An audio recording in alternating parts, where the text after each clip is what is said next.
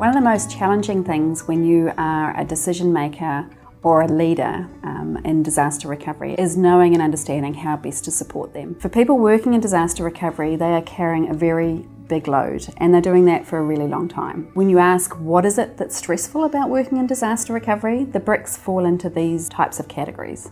The first is that disaster recovery is inherently stressful. There's no surprises there. It's not business as usual. It goes on for a long period of time.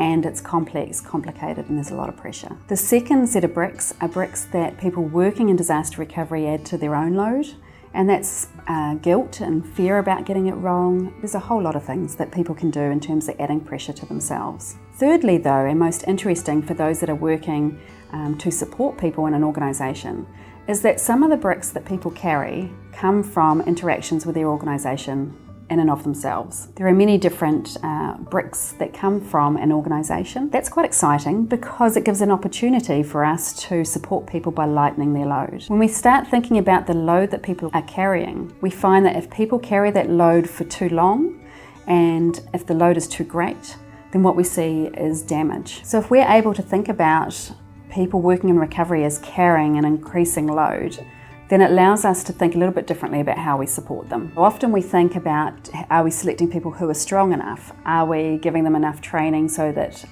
they are able to carry some load? Are we encouraging them to look after themselves so they're in peak condition to be able to carry a load?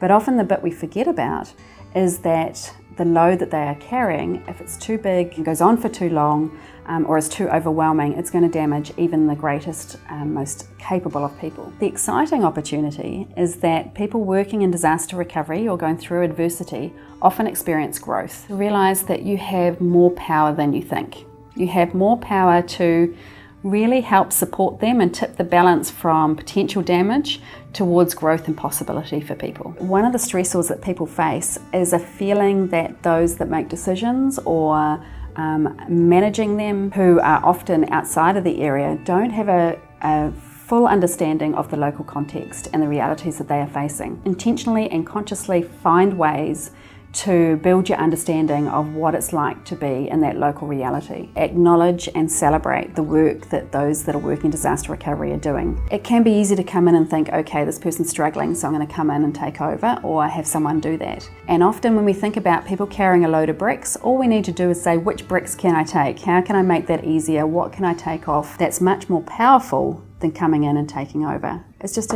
realizing that taking some bricks off is a lot more helpful for people. Having a culture in your organisation that we look after people, that is how we operate, that managers have the tools and expectation that they will look after the people in their teams, that people working in disaster recovery feel safe to be able to talk about the challenges that they're having and the support that they need, that people in your organisation see seeking support and help when they need it as a sign of professionalism, not weakness.